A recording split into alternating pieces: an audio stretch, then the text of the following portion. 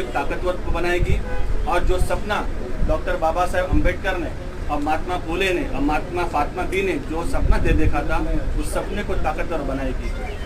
इसके लिए हमारे लीडर डॉक्टर जितेंद्र आवाड साहब, हमारे मुमरा कलवा के अध्यक्ष शमीम खान साहब, शानू भाई और तमाम सीनियर लीडर सैद अली भाई साहब, उन तमाम की मौजूदगी के अंदर आज तकरीबन 40 से 50 लोगों का पार्टी प्रवेश हो रहा है।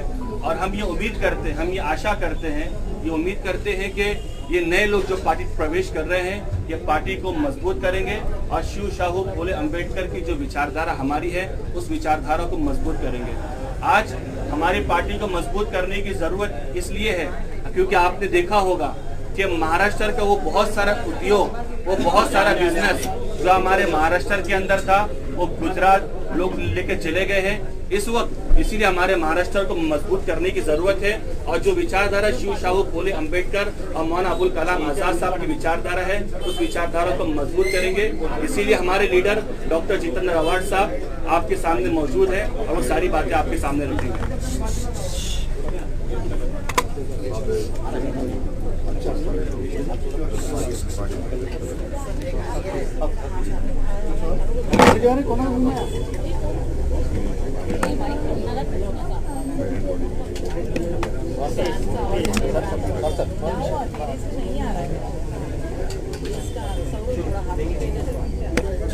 मैं हमारे मुफ्ती साहब, ठाणे जिला के माइनॉरिटी के अध्यक्ष, बहुत ही होनहार और दिल से काम करने वाले हमारे बड़े नेता हैं। आज उनके माध्यम से 100 से ज़्यादा लोग और उनके साथ जुड़े हुए लोग राष्ट्रवादी कांग्रेस में, शरद पवार गुट में प्रवेश कर रहे, पार्टी में प्रवेश कर रहे। मैं तहे दिल से उनका स्वागत करता हूं। जैसे कि उन्होंने अपने भाषण में कहा कि हमारी विचारधारा ये महाराष्ट्र की विचारधारा है। सभी धर्मियों को, सभी जातियों को, सभी वर्गों को, महिलाओं को, सभी को साथ में लेके चलने की हमारी विचारधारा है। और इस विचारधारा के ऊपर हम काम करते हैं। इस शहर का विकास, इस शहर में जो हालात है उसको बदलने के लिए हम कार्य कर रहे हैं और हमारे हाथ आपके आने से मजबूत होने वाले। मैं आपका फिर से एक बार तहे दिल से स्वागत करता हूं।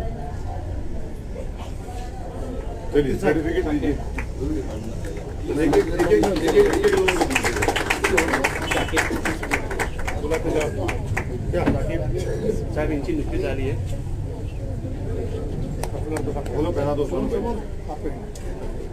साली आ गया, साली पीछे चलो जिसका हो जाओ हट जाओ बेटा।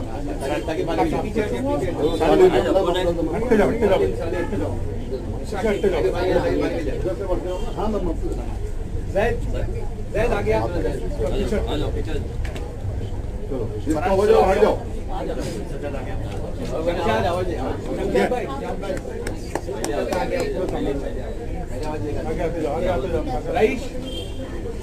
आते जाओ भाई। ये सर्टिफिकेट ना ये बाद में दो क्योंकि उल्टा सुल्टा हो जाएगा।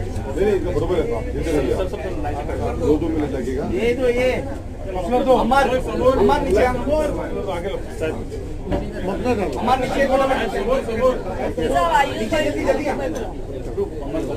अमर अमर जावेद सिद्दीकी कौन है? वो जावेद सिद्दीकी नहीं, वो तो थाना के पोस्ट पे है। जिसका हो जाए वो हट जाओ। सामने आइए।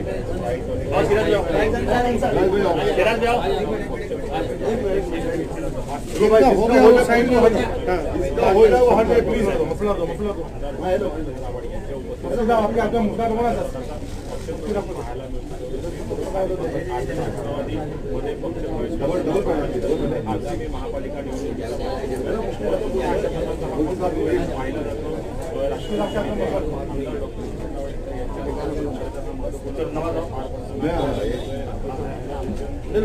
महापालिका हटते जाओ पीछे से। हेलो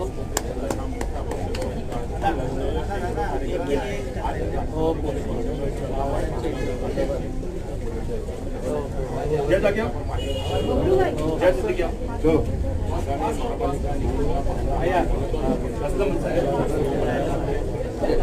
चलो भाई, जिसका हो जाए वो थोड़ा पीछे जाए।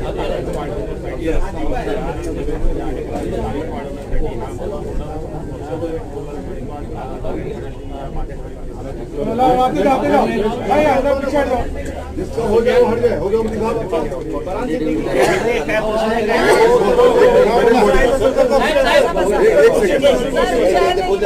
बाकी है बाकी है बाकी है बाकी है। आयुब भाई आइए, ये सही से आगे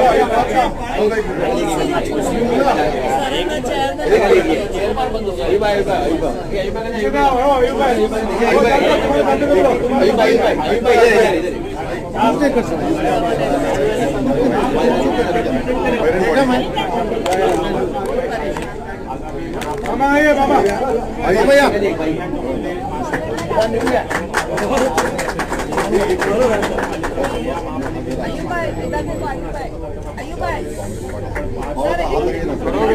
आप आपको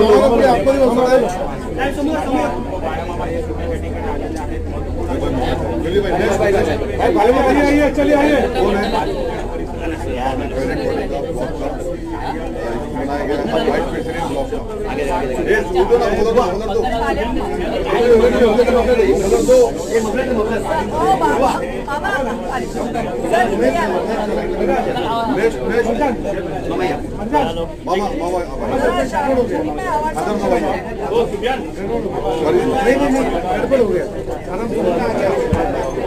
भाई मत करो, आराम से मिलेगा।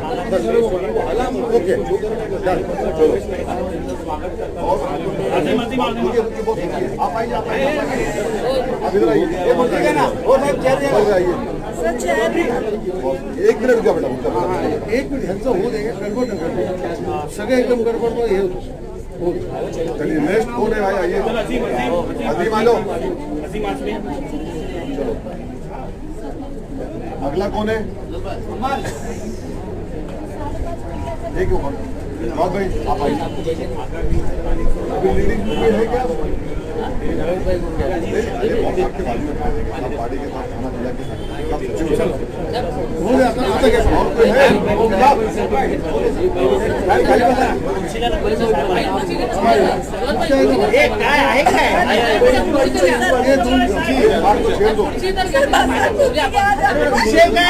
बबलू खाने वापस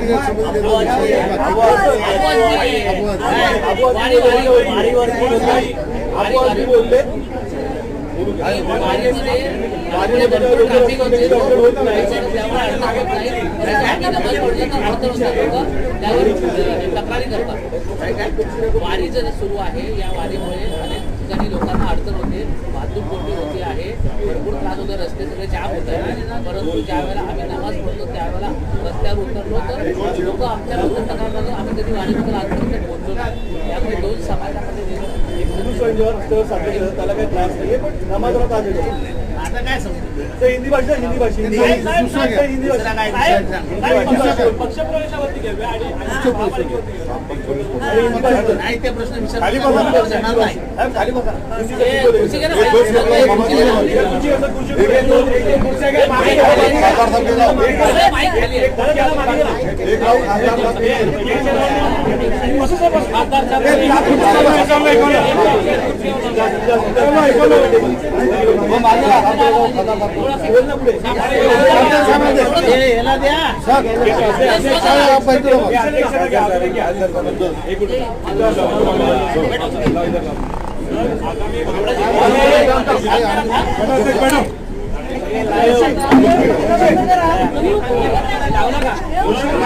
महापालिका आणि स्थानिक स्वराज्य महत्वपूर्ण पक्षप्रवेश आज पार पडले आहे। लोकसभेचे खासदार सुरेश मात्रे पाहायला मिळतोय। कळवा-मुळा विधानसभेतून पक्षप्रवेश आज अनेक युवकांनी आणि ज्येष्ठ वेगवेगळ्या पक्षातल्या ज्येष्ठ सदस्यांनी कार्यकर्त्यांनी आज राष्ट्रवादी काँग्रेसमध्ये प्रवेश केला आहे आणि बदलणाऱ्या परिस्थितीमध्ये राष्ट्रवादी काँग्रेस सक्षमपणाने उभा राहू शकतो लोकांच्या समस्या सोडू शकतो असा लोकांना विश्वास आहे म्हणून प्रवेश घेत आहे. सर, गेल्या काही दिवसांपूर्वी काही नगरसेवकांनी जे आहे ते शिवसेना धनुष्यबाण हाती घेतलं होतं, त्यामुळे पूर्वीचे जे शिवसैनिक आहेत जे इच्छुक पद होते त्यांच्यामध्ये कुठेतरी नाराजी दिसते, तर भाजपमध्ये देखील नाराजी दिसते. त्यामुळे येत्या काही दिवसात असं आहे की ज्या पद्धतीने ठाण्यामध्ये शिवसेना प्रवेश देते 130 चे 260 वार्ड करणार आहेत की काय मला माहित नाही. एकेका वार्डात 4-4 लोकांना प्रवेश देतात. कशाला लोकांच्या गुळ लावता? त्यांची ती सवय आहे. 4 वर्ष त्या प्रामाणिक शिवसैनिकांनी काम केलं. आता ते फिरतात मागे मागे मागे मागे. उपऱ्यांचं राज्य आलं, व्यवस्था आहे. आम्हाला काय करायचंय? कुठल्या दुसऱ्याच्या घरात काय चालतं हे बघण्याची सवय आमच्यापैकी कोणालाही नाही. त्यांचं घर त्यांना सुखी. अहो, जे नाराज आहेत ते माझ्याकडे येतातच आहेत ना, माझ्याशी संपर्क साधतात. तुम्ही जाऊन बॅनर बघा कसे नावं कापतायत, कसे फोटो गायब करतायत. शिवसेनेचे बॅनर लागलेत की मेन शिवसेना आहे त्याच्या कार्यकर्त्यांनी बॅनर लावलेत. कोणाकोणाचे फोटो तपासा, मग तुम्हाला कळेल की भिंत किती मोठी उभी राहिली आहे. सर, हिंदी भाषी को भक्ति की जा रही है, देखो ऐसा है कि हम हिंदी भाषी के ना तो विरोध में हैं, हमने ना कभी किसी भाषा को विरोध किया, लेकिन सख्ती से अमल होना ये कोई बराबर बात नहीं. गुजरात में होती है क्या सख्ती? बंगाल में होती है क्या सख्ती?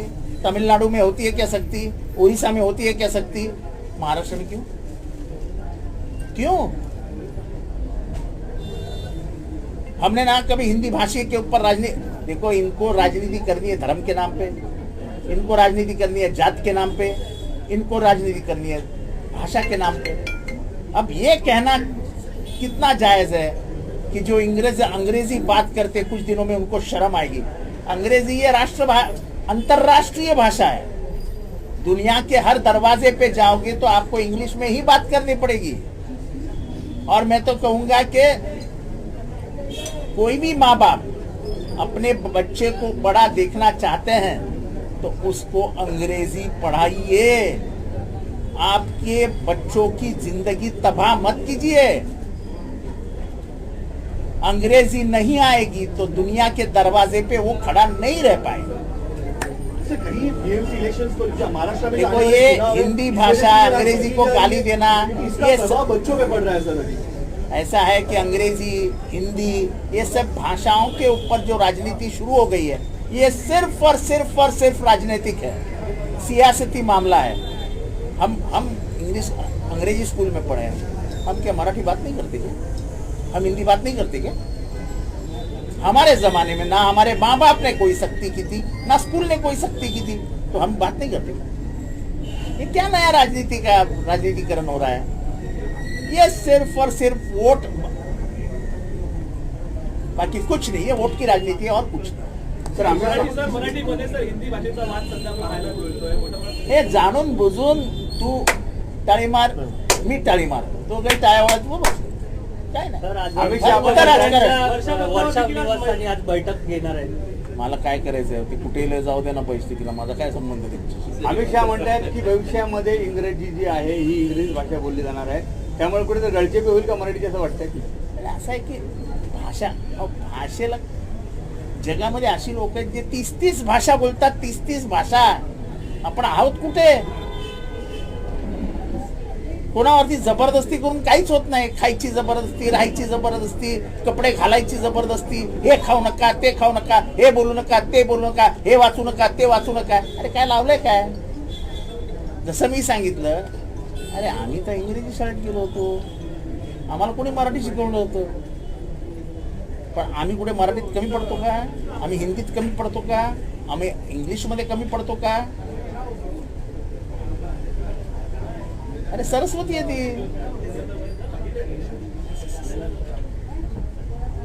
मुक्त शिक्षण व्यवस्था आहे.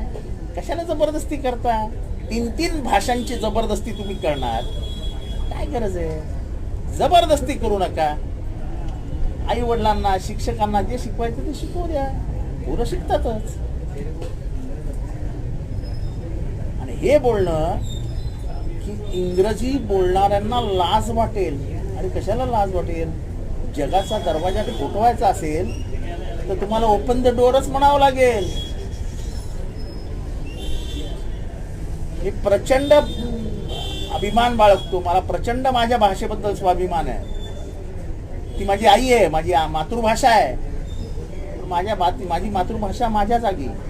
पण जेव्हा जगाच्या दरवाजे मी ठोठवायला जाईन किंवा माझी पोरगी जाईल किंवा महाराष्ट्रातलं कोणीही जाईल किंवा भारतातलं कोणीही जाईल, त्याला इंग्रजीशिवाय पर्यायच नाही हो. जगाची भाषा आहे ती. जगाच्या भाषेला लगाम लावू आम्ही असं म्हणणं म्हणजे भारताला मागे खेचण्यासारखं. इथल्या रोजगाराची संधी, इथे पुढे जाण्याची संधी, इथल्या शिक्षणाची संधी, हिला कुठेतरी लगाम लावण्याचा प्रयत्न आहे. अशिक्षित भारत राहावा ही ज्यांची इच्छा आहे त्यांनी हे बोलावं की अंग्रेजी शिकू नका, हे शिकू नका, ते शिकू नका, ते शिकू नका. आणा ना संस्कृत आणा, संस्कृत शिकवायला सुरुवात करा आणि जगाच्या बाजारपेठेत पाठवा तुमच्या पोरांना. हे याच्यासाठीच चालतंय सगळं. तुम्हाला बेरोजगारीवर बोलायचं नाहीये, तुम्हाला वाढत्या महागाईबद्दल बोलायचं नाहीये. इस्रायल इराण युद्धाने होणारी महागाई, तेलाची टंचाई याच्यावर बोलायचं नाहीये. पुढच्या काही दिवसांमध्ये पेट्रोल डिझेलचा भडका उडणार आहे, भडका किमतींचा, आपल्याला त्याच्यावर बोलायचं नाहीये. आपल्याला मूळ मुद्दे जे आहेत त्याच्यापासून समाजाला बाजूला करायचं आणि समाज पण हिंदी, मराठी, इंग्लिश बॉक्सिंग खेळत राहतं. समाजाला पण त्यांनी ओळखलंय समाजाची नाडी की यांना मुद्दे नसलेले मुद्दे हातात द्या, हे त्याच्यावर. सर हिंदी में जानना चाहिए, इजराइल और ईरान की जो लड़ाई चालू है इसमें जो राजनीति शुरू है, अपने भारत ने अपनी भूमिका इसमें जारी नहीं की अभी तक. देखो ऐसा है कि अंतर्राष्ट्रीय स्तर पर भारत की भूमिका स्पष्ट होनी चाहिए, स्पष्ट. परराष्ट्र नीति में हमने हमेशा इजराइल के आक्रमण को विरोध किया है, ये आज की बात नहीं है. स्वतंत्रता आंदोलन में जब पहली बार इजराइल का सवाल खड़ा हुआ था तो गांधी जी इजराइल के खिलाफ बात किए थे. तभी से लेके आज तक अटल बिहारी वाजपेयी ने तो यूएनओ में कहा था कि इजराइल जिस जमीन पे घुसी हुई है वो जमीन उनकी नहीं है. ये मैं नहीं कह रहा हूँ, ये अटल बिहारी वाजपेयी ने कहा था. वाजपेयी जी से बड़ा कोई सियासती अंतर्राष्ट्रीय व्यवहार जानने वाला दूसरा कोई था क्या? अभी हमको गाली देने वालों से मैं पूछना चाहता हूँ कि अटल बिहारी वाजपेयी को गाली दीजिए ना भाई साहब. उन्होंने इजराइल की निर्वचना की थी, उनके विचारों का खंडन किया था, कहा था कि आक्रमण कर रहे हो अरबों की जमीन पे. हमने नहीं कहा था, हम तो आज कह रहे हैं. हम तब तो उस जमाने में तो हम बच्चे थे, तब अटल बिहारी जी ने कहा था. सर ट्रम्प कह रहे थे कि हम विश्व में शांति लेके आएंगे, अब वो खुद इस युद्ध में आ गए. सबसे बड़ा दुनिया में अशांति फैलाने वाला आदमी अगर कोई है तो वो ट्रम्प है. वो ट्रम्प हमारे भारत के बारे में कहता है कि भारत में मत जाओ, क्योंकि भारत में आजकल रेप होते हैं, भारत में लूट होती है, भारत में महिला सुरक्षित नहीं है. तो हमारी जितनी भी टूरिस्ट इकोनॉमी है, टूरिस्ट के ऊपर जो हमें पैसा मिलता है उसका खत्मा करने का काम अमेरिका कर रही है. हम उसके बारे में सोचते ही नहीं है. अमेरिका का आज के तारीख में उठाया गया हर कदम ये भारत के विरोधी है. वो पाकिस्तान, माय फ्रेंड पाकिस्तान बोलता है, पाकिस्तान को पैसे देता है. हम कैसे उसको अपना मित्र माने? एक तरफ पाकिस्तान घुस के पहलगाम में लोगों को मार रहा है और दूसरी तरफ पाकिस्तान, अमेरिका और यूएनओ उनको पैसे, IMF पैसे दे रही है पाकिस्तान को. हमारी भूमिका अंतर्राष्ट्रीय स्तर पे हमारी भूमिका क्या है पता ही नहीं चलता. इंडिया अलायंस की भूमिका क्या रहेगी आने वाले पार्लियामेंट सेशन में? क्या वो एकजुट रहेंगे इस मामले में? बिल्कुल एकजुट रहेंगे, क्यों नहीं रहेंगे. तो किस तरीके से आप विरोध करना चाहोगे? देखो मैं ना तो सांसद हूँ, ना मैं संसदीय पार्टी का कोई सदस्य हूँ, ये सवाल मुझे लागू ही नहीं होता है. सर पवारांना सोडलं ही चूक म्हणजे घुसमट होते असं नाही. मी माझी भूमिका स्पष्टपणे मांडली. मोहित पवार साहेबांना सोडलं चुकीचं, परंतु मी कधीही त्यांच्यावर टीका नाही केली असं भास्कर जाधवांनी सांगितलं. ठीक आहे ना, असं आहे की एवढी कबुली देणं हा देखील मनाचा मोठेपणा आहे, हा मोठेपणा आहे ना. आणि पवार साहेबांनी त्यांना प्रदेशाध्यक्ष केलं, त्यांना आमदार केलं, त्यामुळे आता झाला गत इतिहास आहे. पण त्या गत इतिहासामध्ये मी चुकलो हे सांगण्याचा मनाचा मोठेपणा भास्कर जाधवांमध्ये फार कमी लोकांमध्ये आजच्या राजकारणामध्ये. जे घडवतात त्यांच्यावर डोक्यावर बसायचं आणि कानात अशी सवय झाली आहे लोकांना. म्हणजे बालकाला बनवायचा आणि बालकाने बापाच्या पार्श्वभागावर. ही नवीन राजकारणाची त्याच्यामध्ये भास्कर जाधवांचं मनापासून कौतुक केलं पाहिजे. चला, जय जय महाराज. माळेगाव काय झालं?